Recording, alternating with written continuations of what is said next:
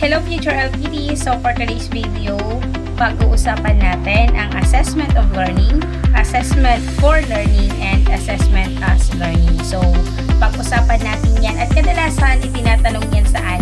Sa board examination. So una, pag-usapan natin sa assessment for learning. For learning ha. So teachers, pag sinabi nating assessment for learning, it is talks about formative assessment. Ano nga po ulit? Pag assessment for learning, it is talks about formative assessment. Anong purpose ni assessment for learning? So ang purpose niya is to support and also to improve learning during the teaching process. That's the purpose of formative assessment. So it helps to teachers to identify yung mga gaps and para makapag-adjust tayo sa mga instruction based sa feedback sa mga estudyante kung paano nila ma-improve yung learnings nila. Okay po? So una po, pag sinabi natin formative assessment, nangyayari po ito, they will happen before or during instruction. Okay? So saan nakapokus si assessment for learning? They will focus on the process and progress of the student. Okay? Sa progress ng isang bata, hindi po sa pinaka-final result. Okay? So, ibig sabihin, as a teacher, we are a facilitator. Ibig sabihin, we gather data to adapt lesson and provide specific feedback, right? So, ano yung mga example? Okay? Ano ba yung role ng estudyante sa assessment for learning? So, ang role ng student is active participant. Gumagamit tayo ng feedback to improve a level of understanding and also performance. Okay? So, paano ba natin gagamitin sa formative assessment? Okay? Ano ba yung mga example ng formative assessment? Una is the quizzes. Okay? Pag quizzes, formative assessment yan. Ano pa? Questioning. Nagbabato tayo ng mga questions sa mga bata.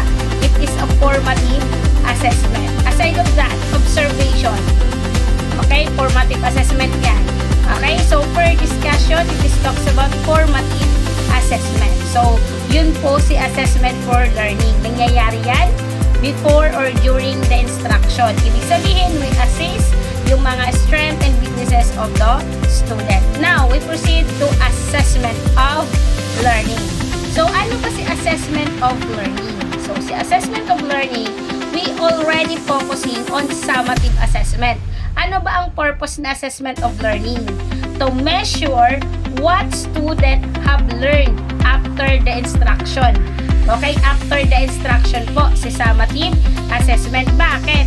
Para ma-determine natin against the standard, assigned, grade, and also the report and result of the learners. Okay, kailan yan nangyayari? Si summative assessment. Nangyayari yan po, teachers, at the end of a unit. Okay, nangyayari at the end of the unit. Ito yung mga kumbaga periodical test. Okay, so yung mga periodical test, unit test, summative test. Okay, nasa summative assessment yan. So it is talks about assessment of learning, right? So ano yung final outcome ni summative assessment or assessment of learning? So ang final outcome po ni assessment of learning to have a mastery and kumbaga to set the grades of the student. Okay? So ano ang role natin bilang isang teachers? We are evaluator.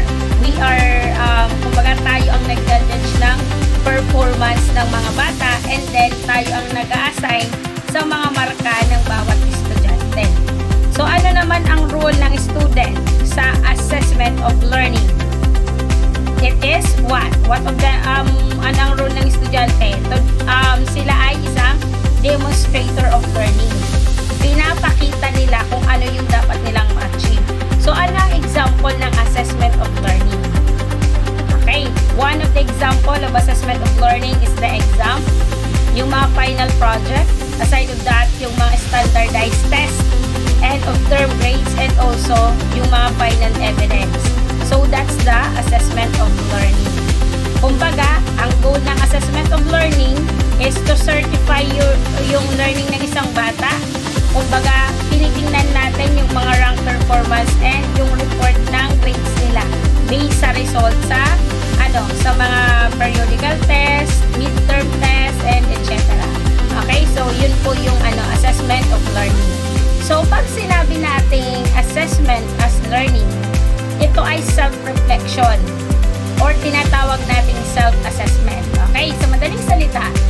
purpose ng assessment as learning is to help the student to develop yung mga responsibility and skills, and also to monitor and regulate their own learning.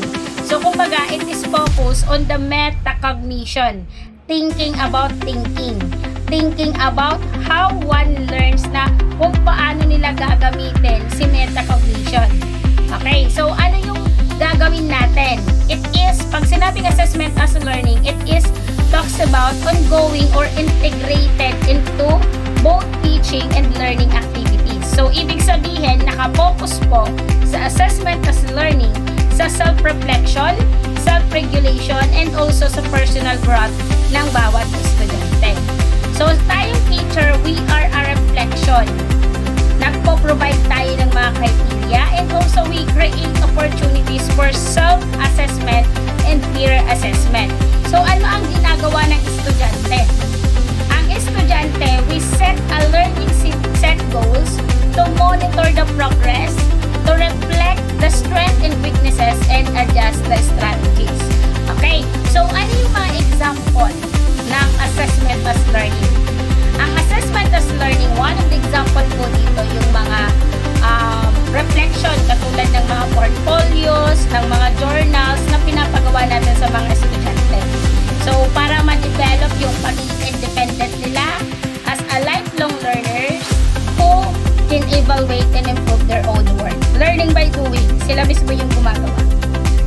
Okay?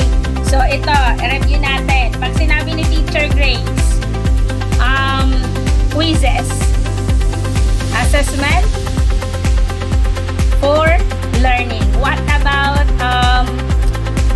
questioning? Assessment for learning. What about observation? Nag-observe sa teachers. Is it? Assessment for learning. What about periodical test? Assessment of learning. So what about unit test? Assessment of learning. Okay, so what about journal? Assessment as learning.